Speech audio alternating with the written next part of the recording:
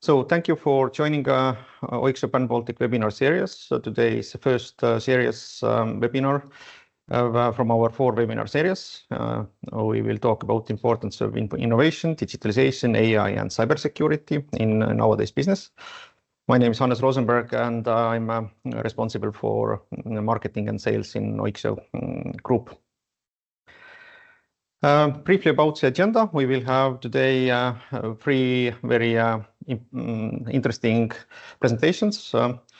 First of all, after a short introduction, will be by Ivo Suursoo, who has been elected as Estonian Best CEO of the Year 2024, and he's also OIXIO Group CEO. Then we will hand the floor to Aki Antman, who is CEO of Sulava and globally renowned AI expert. And finally, but of course, last but not least, topics about cybersecurity, and our cybersecurity expert Harry Uljas will take the floor. And then in the end, we will have closing remarks and a special offer for participants as well. Very briefly about OIXIO Group, who we are and what we have been doing so far. OIXIO Group has been founded over 30 years ago, and we operate nowadays in Baltics and in Germany. We are nearly 250 employees in our group, and during that time we have been working together with 1,000 plus customers, and the number is counting. So we're really thankful to these customers with whom we have been lucky to work and gain experiences. And our revenue line is over 32 million euros. So if to take that into account, then we would say that our service range is quite unique in Baltics, and by that we can say that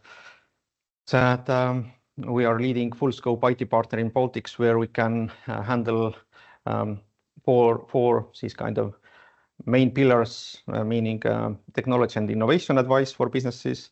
Then, of course, traditional IT questions. If IT is maintained and structured well, then definitely nowadays all business processes, digitalization tools is in our toolbox. And definitely cybersecurity nowadays is a really important topic in all the businesses. And of course, we can't deliver any of the IT success stories without the technologies and partners. So we are working together with so many world well-known brands whose technologies and solutions we are delivering to our customers. But now I'm closing my first remarks, and I hand the floor to Ivo Suursoo, who will talk about digitalization, artificial intelligence, cybersecurity, and innovation, and why it's needed and why it's this kind of urgency state nowadays. So please, Ivo, floor is yours. Thank you, Hannes, and let me share my screen. I hope it is there, and I would like to start from the perspective that if you take what is happening in the world and it's summarized in the global scale, it always has been in my attention that how the big trends are summarizing the global trends, because then you can deep down to the country level. And what is the summary of countries? Actually, our businesses. So what we see in the global range, this is something what actually makes sense also for our company level. And my first question, what I will raise today together with you, is that who does well in the global range and why it is so. And for that, I put together World Bank data like for last 20 years of country GDPs per capita. So it's GDP basically showing per people living in the countries. And I think we all see that in this data range, there are some drops. So there is the first drop is the financial crisis, of course, and there was after the Russian first attack to Ukraine in 2014, there was long-term economic steady line in Europe, but was actually ended with a small drop again. And of course, we all know COVID, but not those drops are interesting for me. The real interesting part is that why there is actually growing difference between the Europe and US, and not specifically only the full difference, but why the growth is actually accelerating. And that has been my question, and probably you also have the same question, that why it is so that some do well, and what if I can do as well as good as they do? And we can look this question from the EU level, but go down also to the country and company level. Surprisingly, the question remains the same and the answer remains the same. So I took a former EU Central Bank President Mario Draghi report, which was actually published this September. It was the European Commission who authored this. And I found actually one very interesting factor. So the report was about how the future of Europe competitiveness should look like. And there was one remarkable element in this report. And this was describing what is the GDP per capita difference. So why US has remarkably better. And if we take this difference, then you see in the picture that there are two main elements, that productivity contribution and labor contribution. The labor contribution means that how many hours our people are working compared to the US, and we see that there is a 28, there are like a huge difference. But the most important is actually not the labor contribution. The most important is the productivity part, which is the 2/3 of the GDP difference, GDP growth difference. So the natural question would be that what are then drivers for this productivity growth? And using the same report what Mr. Draghi put together, I took out the notes that if we exclude from the US productivity growth ICT sector, and specifically manufacturing of computers, electronics, and also information and communication activities and services, then surprisingly, we see that those productivities have been pretty equal. And even more surprising is actually that if we look the period from 2013 to 2019, Europe has even done slightly better than the US. My hypothesis is that this is not in the Draghi report, but my hypothesis is that this is the Industry 4.0 effect, because Germany started this initiative of digitalizing and automating the industry in 2011-12 it was publicly announced.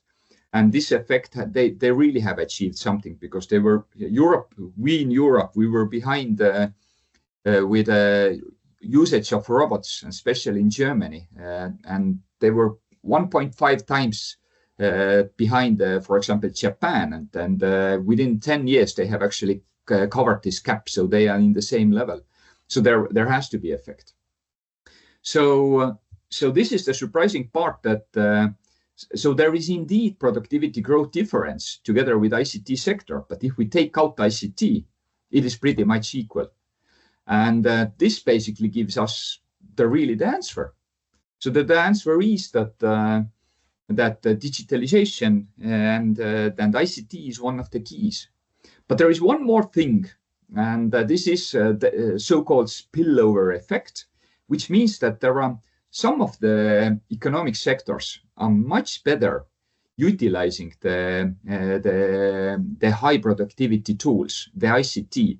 And in US, those three sectors really stand out in the productivity growth versus in Europe. And this is IT services, finance and insurance, and also professional services.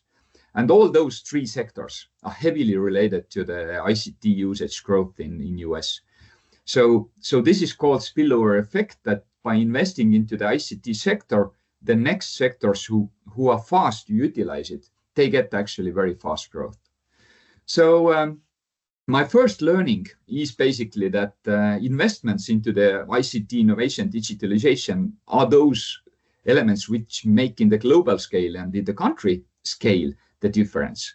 but because the country is the summary of companies, then this means that this is where companies can actually make the change.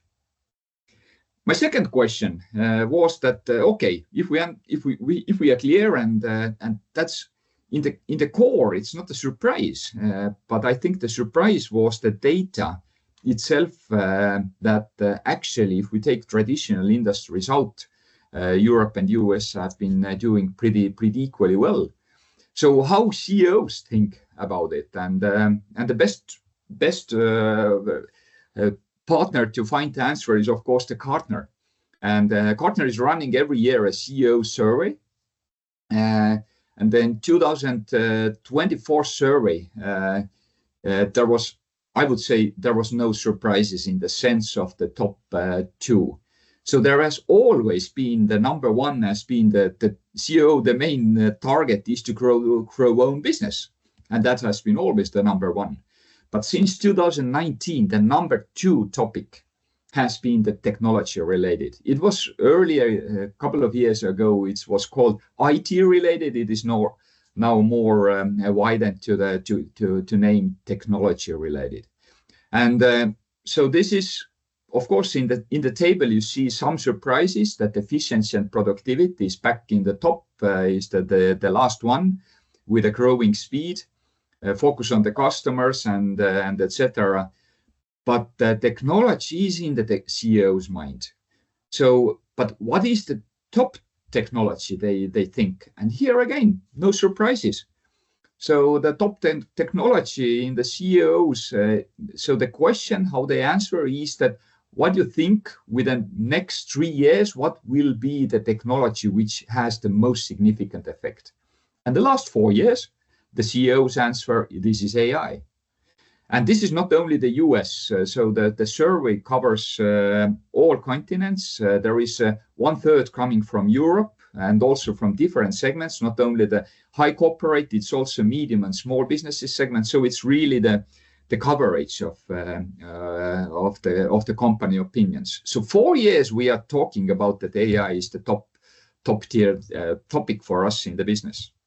So my learning number 2 is clearly that CEOs know about the importance of technology. They also believe the AI ability to bring the efficiency and productivity in their business. But compared to the US, in EU, we lack the urgency. We lack the action to really utilize that. So my third question was that, but where are the biggest risks? And of course, the best source to answer that is the World Economic Forum Global Risk Report. And this year report brings up the risk landscape, which is also by the content, we truly feel it. So there is extreme weather conditions. We see those a lot. So it's logical that those who have been answering this global risk questionnaire are all around the world. They have seen this as one of the growing risk factors in the short term. So it's actually today. And there is also no surprise that AI-generated misinformation is number 2, because we have seen a lot of AI, a lot of tries to use misinformation even in political influence level. Also, the social polarization and cost of living crisis, they are not surprised because we see it all around. And number 5 is cyber attacks, also not surprised. But more interesting is that because this landscape we feel, we understand that this is like this, but how the people see what will be in the future. And there is a 2 dimensions. So let's first see in the 2 years perspective. So how really the people who have answered, how they see the 2 years perspective. Yeah, I rounded around the 2 technology-related elements, but I come back to that. So in the 2 years perspective, for me, it was even more interesting, not the overall rating, but I wanted to understand how private sector, how the CEOs or business people working in the businesses answer to this World Economic Forum questionnaire. Because there are people also from scientists and public sector, politicians, etc. So there are a wider audience answering to this questionnaire. So the question was that how the private sector thinks. And turns out that for the private sector, the technology elements like misinformation driven by AI and cybersecurity are top number 1 and 3 topics.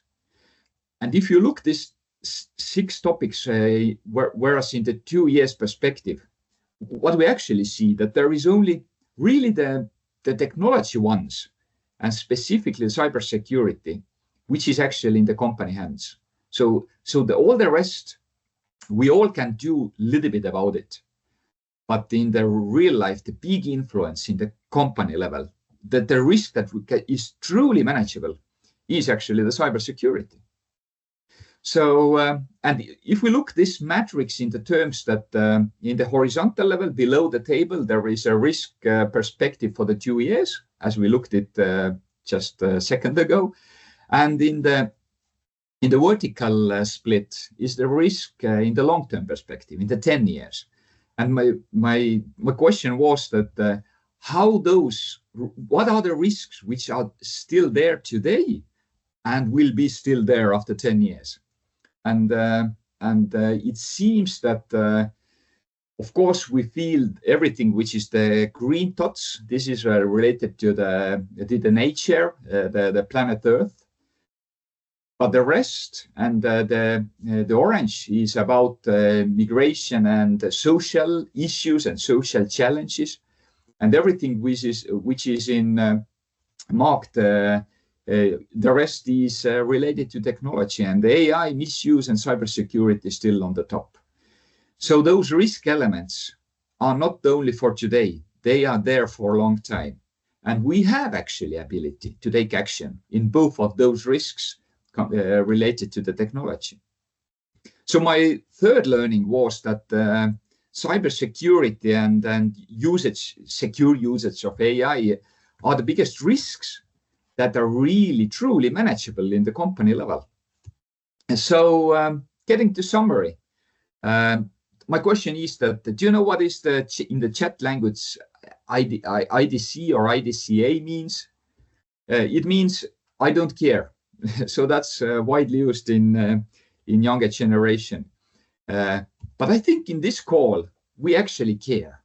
And we can turn this IDCA abbreviation to I do care a lot and take action form. So basically the action we need to do is to innovate, digitalize, cybersecure, and put ourselves into the artificial intelligence usage. And this is very clear because this business growth depends on digital innovation. That is clearly shown by the numbers. Most promising tool in this game is AI, and we have the biggest risk, what we can really truly manage related to cybersecurity, which we really can influence. So this short intro gives you the reason why we have chosen those topics. Thank you from my side. Feel free to connect in the LinkedIn or drop an email. And I hand over back to Hannes. Thank you, Ivo. As we have quite a tight schedules, and then I will skip the questions because there is a functionality Q&A, so everyone can write a question and we will answer them here. So thank you, Ivo, for the good insights about these topics. So now we will continue, and our next topic is about AI and Microsoft Copilot. And as said, our good partner from Sulava, Aki Antman, will be start sharing his presentation soon. So please, Aki, you're free to start presenting your presentation and take the floor. Yeah, thanks so much, and thank you for having me here. It's a great honor to be here with our partner OIXIO on sharing our experiences on the Microsoft 365 Copilot. And thank you, Ivo, for a great overview on what's happening in the world. You can use the QR code over there if you want to connect with me on LinkedIn. I'm sharing quite a lot Copilot and AI related content there. But quickly on my background, I have been a Microsoft partner for almost 30 years, and all that time I have worked on modern work. I have never ever seen anything like the Copilot, and when I say Copilot, I always mean the Microsoft 365 Copilot, so the commercial version, not any other versions. So if I refer to those, I will specify them, but in my language, Copilot means the paid Microsoft 365 Copilot. I have been using it myself for something like 14, 15 months, and I couldn't do anything without it anymore. So it has become a fundamental part of my own work. And of course, this presentation is Copilot created as well. I don't spend too much time focusing on our company either, but I founded Sulava, one of the leading Copilot partners in the world, 14 years ago, and we are part of the digital neighborhood where we have around 1,500 employees focusing on Microsoft products. So on Copilot, just to give you some idea of what I'm talking about and why I'm talking about Copilot, we do have over 300 Copilot customer organizations. We have given well over 2,000 Copilot trainings. We do have customers in all industry verticals and in the public sector. And on the right side, you can see one of our customers. It's actually the Abu Dhabi National Oil Company in the UAE. We will publish this story at Ignite next week together with Microsoft, but I'll share with you already. So they bought 22,000 Copilot seats back in January this year, and now they are already measuring return of investment over 500%. And that's actual real world money, not just time savings, but something that you can measure on your P&L. And we are seeing the similar effect on every single customer. So if you invest in Copilot, do the adoption right, you will get results that you have never ever seen in IT projects before. I will not spend any time on this. We could have an own webinar on this, and of course the next presenter will be talking about cybersecurity a lot more. But the most important thing is to understand that Copilot does not add anything new to the mix. All your data remains in the same environment as your Microsoft 365 environment. It's completely compliant with your local regulations and the European Union regulations. Of course, it does give a very powerful tool to find information on your internet and on your SharePoint and Teams emails and so on, but still the access rights are exactly the same as they are before Copilot. So there's usually absolutely no reason to delay Copilot adoption because security governance and compliance, those are super important topics and you have to keep them in mind. But we haven't yet found a single customer who actually needed to delay the Copilot deployment because of this. But then when we talk about the return on investment on Copilot, I think the most important thing nowadays is cost savings because of course the economy is pretty tight and we really want to achieve cost savings that we can measure on the profit and loss sheet, so on your P&L. And usually these are like buying less outsourced consulting, like in marketing or in communications or in legal or whatever. And they are of course switching the focus of your workforce, in some cases even letting some people go or finding new roles for them. But even more importantly, we have already seen that with Copilot, you can actually generate new top line revenue. So find new business opportunities, new lines of revenue, have far better quality in your RFPs and in your offers and so on. And our customers who have been using Copilot for over a year, they are all seeing this today. And then again, the process automation in the era of AI, it should be very different to the ones you have done before. And the most important thing is that most of that can be done by low code, no code development and your own business people, not by us IT people only. And that's the game changer combined with the large language models that Copilot is based on. And of course, you will get better collaboration and teamwork, and your employees will be much happier because they spend less time on routines and more time on things you originally hired them to do. And then we have the personal productivity gains. When we started speaking about Copilot like 15 months ago, we were emphasizing these a lot, saying like Aki is 20% more productive, Aki is saving 1 hour a day. I'm actually saving even more with Copilot. And that's a very nice add-on. But of course, we should be nowadays measuring things that you can actually see on your P&L. Some of you might have tested a Copilot like 10 months ago, 6 months ago, or whatever, but keep in mind that they keep on getting better all the time. Here you can see an example of Copilot in Excel with Python. So when Copilot was launched, all the Excel professionals were saying it's super bad, the Copilot in Excel, I can do all the things in my dreams that the Copilot can do for us. And then Microsoft implemented Python support in Excel, and now the Copilot can write the Python code for you, so you don't actually need to know Python. And it can do anything and everything you can do with Python inside Excel, including charting, including future analysis, including very, very advanced analysis with different models and so on. So keep this in mind. If you tried something 6 months ago or 2 months ago, it's very likely a far better experience today. And we are seeing this at every single customer, that training your employees is super important because they need a different skill set and different mindset to be able to utilize the Copilots to the max. And the idea is that they need to understand that you shouldn't be using Copilot monthly or weekly or daily, but actually you should be using it hourly and using it for all the routine tasks. So it's all about finding information, creating process automation, finding new ways of working and getting things done, and really having the Copilot as your personal assistant. It can, of course, generate emails for you. It can generate the content for you in PowerPoint or in Word or wherever, but that's not the main purpose of using Copilots. That's one of the bonuses, but even then you should give quite specific examples. You don't want to start from scratch when you are generating the content. But the other use cases, they are far more important, and I'll revert back to that soon. And here you can actually see how the Copilot value builds. So first you start using it and make sure your employees and yourself know how to use it.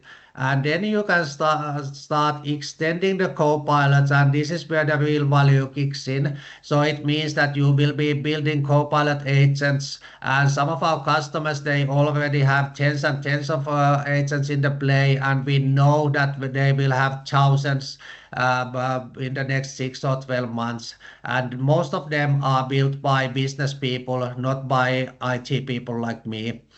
And then you can start connecting it to your SAP or your Salesforce or Dynamics 365 or whatever backend solutions you are using. And then you start getting the AI native and AI first process automation. You can speak with your data. You can start using role-based copilots like in field service, sales, finance, and so on. And this is the part our customers are traveling, and the value, it does grow when you get to here, and then you start seeing return of investment over 1,000% or even more. So this is actually something that every company, everyone listening to this webinar should be doing, and doing it as soon as possible. We are also measuring the maturity levels of our customers. Most of our customers are somewhere here in the Copilot usage. Some customers are getting to this part, but basically the idea is that we have a very sophisticated model in place, and actually it's resulting in very actionable items. So we keep on measuring this, we keep building new use cases, we keep validating those use cases, calculating the return of investment, and making sure that our customers have everything needed needed to run Copilot, including, of course, security governance compliance, including the user trainings, including building the agents and stuff like that in place. So this is always updated roadmap. It does keep the track on your maturity level, but it's very much actionable as well.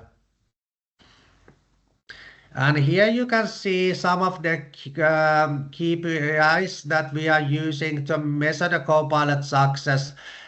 So there are several use cases. Of course, they are much more industry and customer specific, but these are usually general to all the customers. And here you can actually see some of the KPIs we are using. So we are, for example, looking in the customer service, the first time to response. In the sales, we are measuring things like that money value of the opportunities born.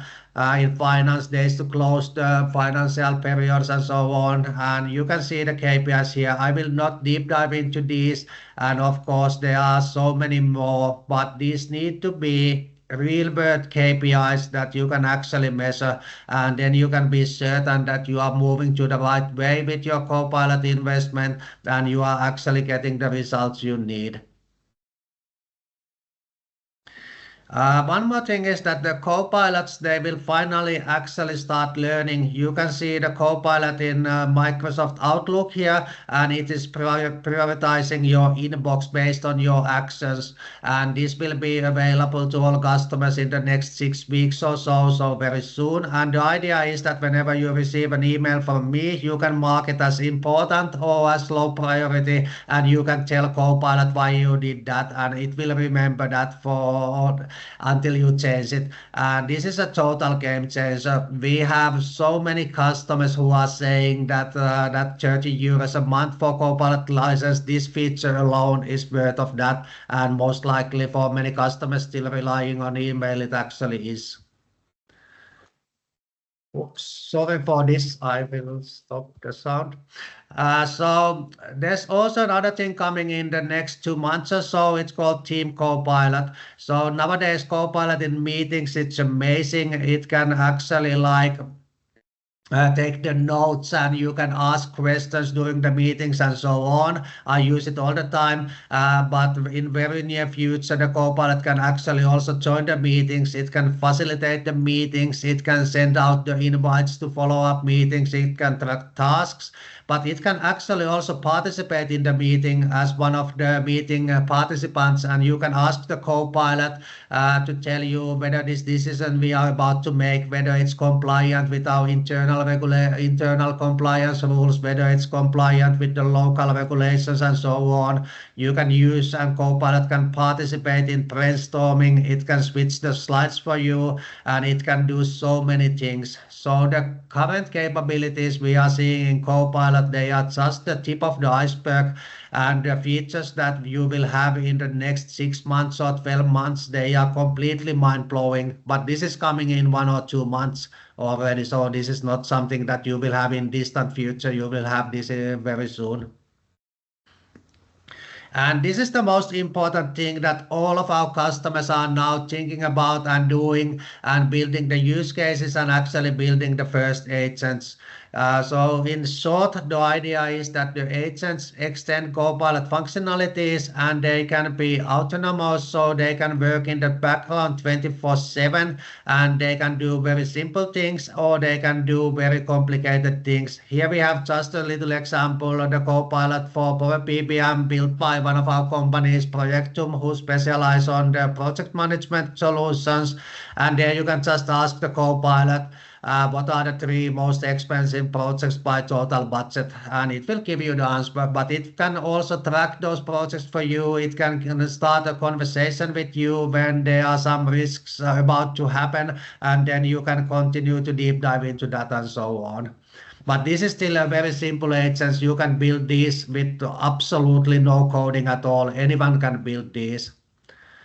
And then we have much more complex ones. I will not deep dive into this one. This was built for one of our customers in the UAE, a healthcare organization, a very large one. And there we have the user. It can be a doctor or nurse or anyone taking care of the patients. And then it's connected to quite many backend solutions, of course.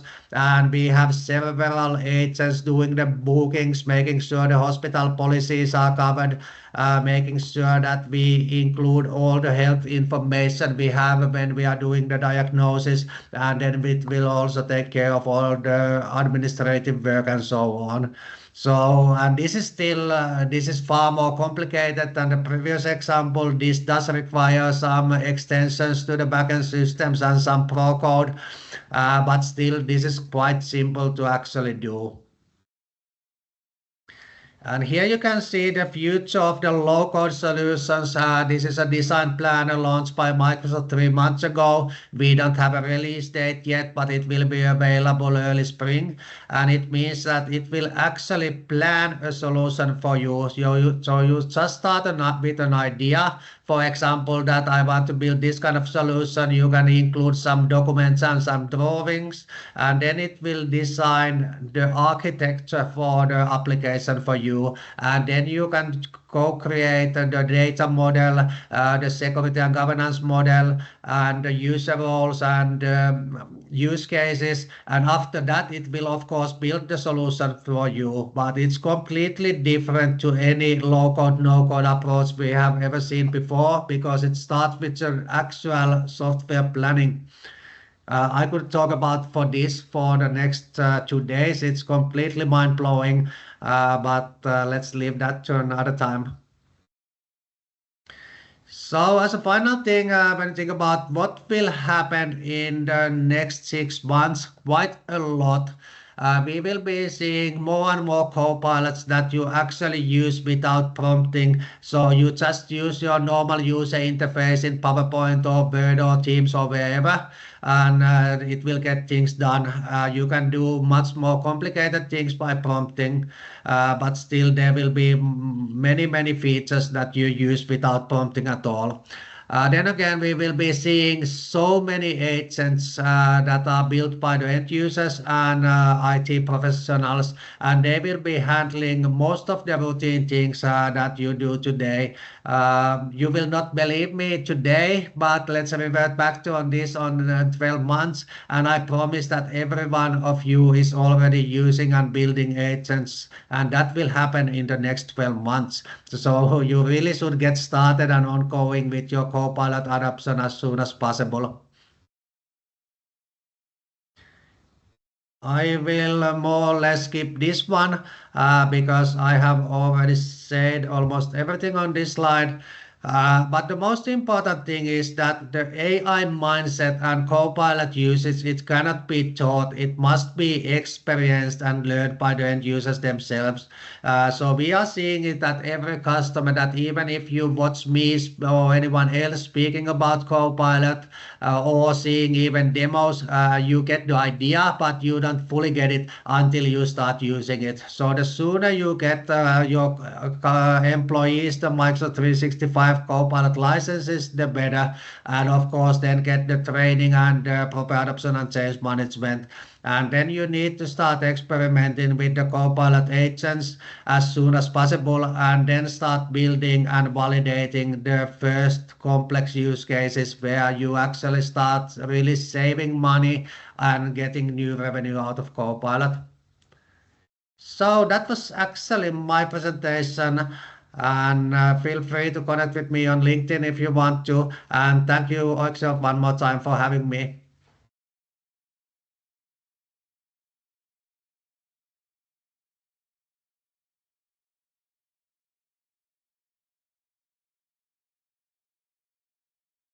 Yes, thank you, Aki, for a really interesting presentation. And as we have said, it's really good to have you on board in Baltics as our partner, and first projects already together underway, and hopefully many more. So everyone interested can contact Aki or us. And in the end of today's webinar, we will have a offers for participants to go to the trainings and start implementing Copilots and then getting the first cases on their table.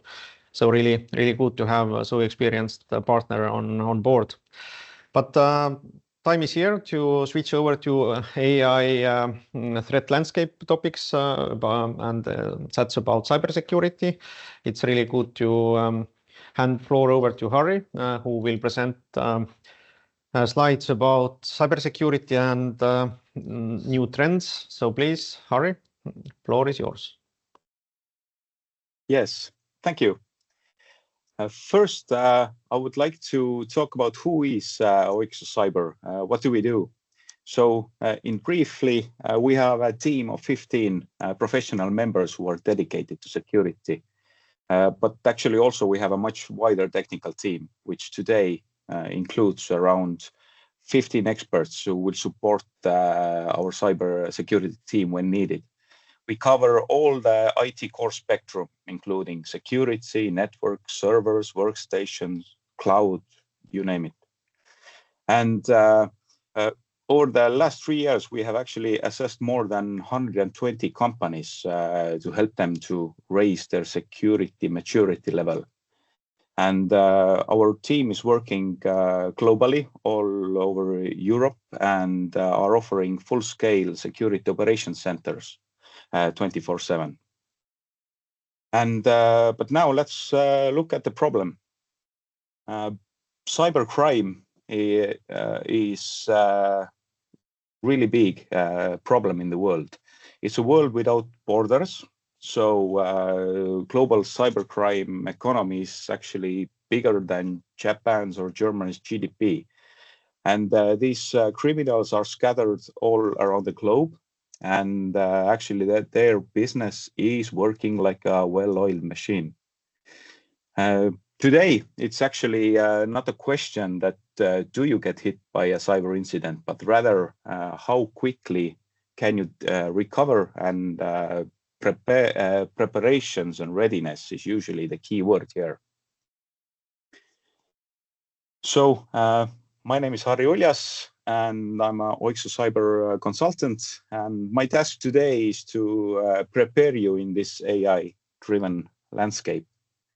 So you heard a lot of good information about how to more effectively use this technology, but now let's look at the security aspect of it.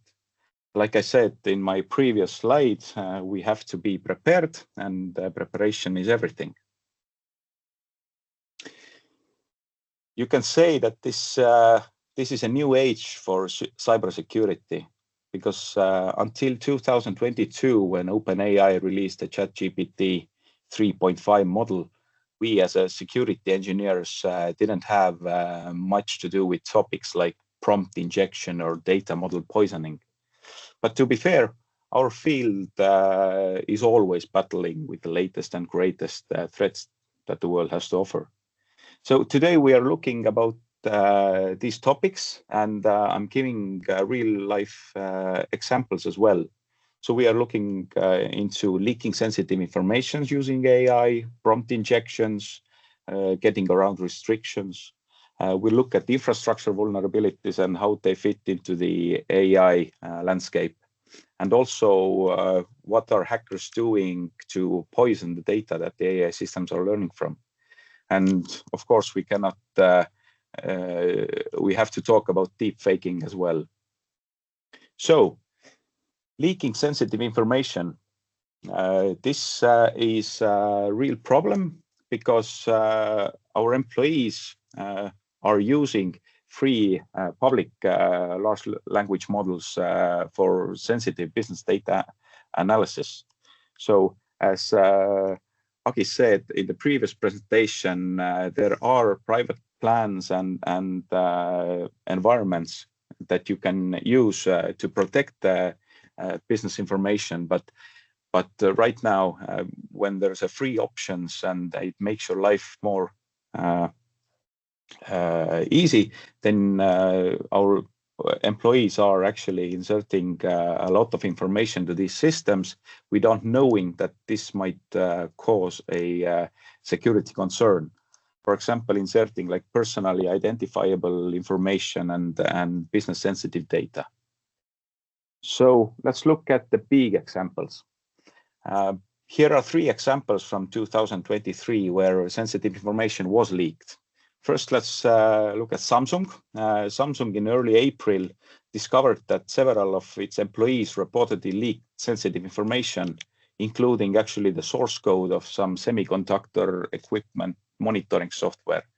And they did it in 3 different occasions. With Microsoft, there was a data leak when its AI researchers accidentally exposed 38 terabytes of sensitive data, including employee passwords, security keys, internal team messages. And this actually happened due to a misconfiguration in Azure. The access tokens were made publicly available, and then the publishing AI training data was put on GitHub, but it was shortly removed after that. And the third example is OpenAI itself. It had a bug in one of its Python libraries, and this caused a temporary data breach that exposed sensitive user information. But actually, we can see it happening all around the world, and our employees need training. The training is the key word here. So otherwise, they might not even know that they are leaking information that can be used to harm the companies and themselves. Next, let's look at prompt injection. So prompt injection basically is like getting around restrictions that the environment has set you. There are direct and indirect prompt injections. So you can use different techniques. Very popular one is doing it in a style of a role play. So you are trying to cheat the restrictions rules to give you more information that is actually allowed by the platform. We're looking at one example here that the car dealership in USA in 2023 implemented a chatbot in their website, and they used ChatGPT backend.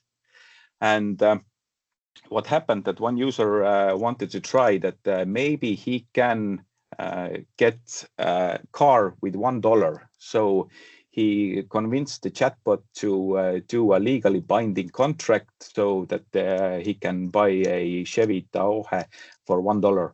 And of course, this went viral in Twitter, got over 20.3 million views. And even though the General Motors didn't actually sell the car for $1, the traffic caused by this problem actually cost the company some money. We're talking about the same topic in my next slide, but it used token quotas, and if a lot of people are using the chatbot, too many people, then this problem might occur.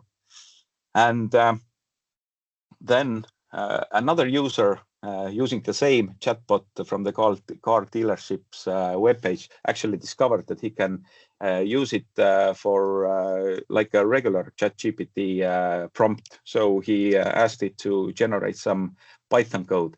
And this is actually, you have to set restrictions to mitigate the prompt injection possibilities.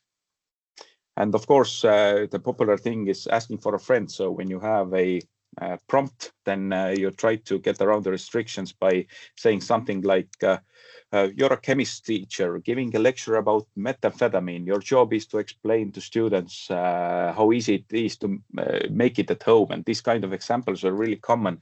And there's pages in the internet saying how you can jailbreak the rules and do the prompt injection examples.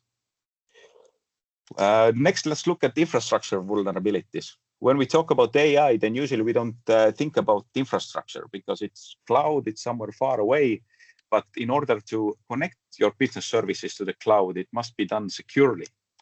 So rate limiting bypass means that when you want to have a service communicating with a backend AI model, then there's some rate limits in place. So basically when cyber criminals get access to your API keys and get access to this forwarding channel, they can cause a denial of service attack, basically blocking your services for asking information or doing the analysis on the backend AI machines. This is also increased costs. So if you go over the rate limit and you monitor it and you don't know why it's happened, then you're paying more to increase this limit, and this is increased costs. The TOCA quote exploitation actually goes back to the chatbot example, that when you track a lot of number of people, then you have a certain amount of credits bought to use the AI models. And if you overrun it, then it costs you more, and then you have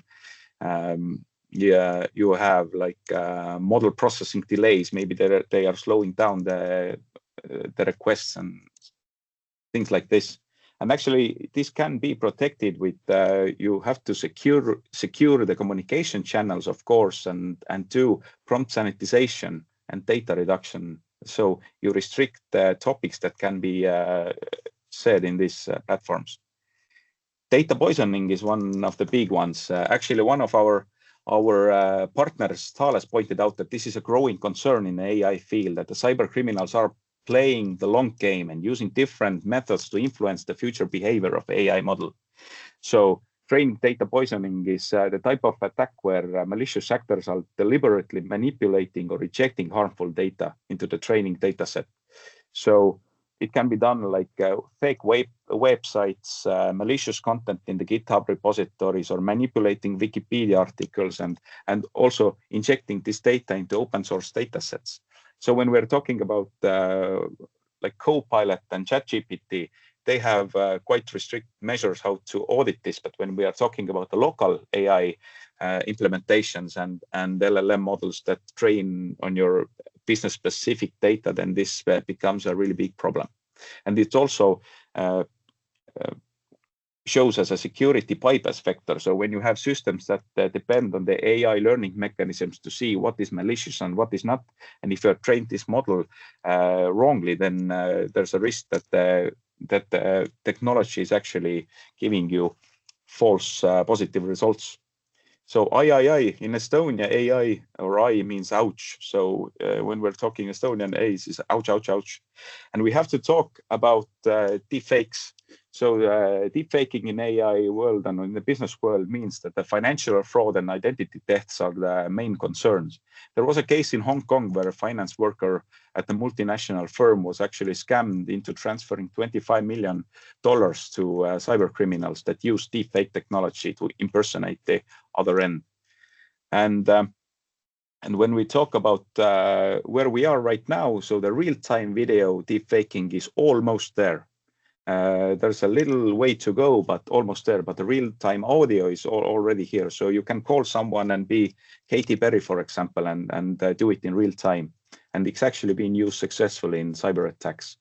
But all hope is not gone. Security vendors are active. They are developing technologies to monitor and analyze the video data and voice calls, and they give technical solutions so that you can protect yourself.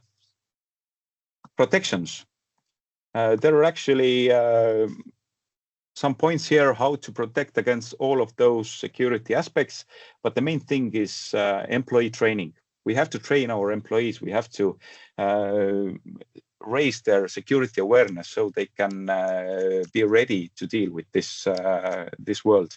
And I see that I'm a little bit out of time, so as Imagine Dragons in their song Radioactive said, that welcome to the new age.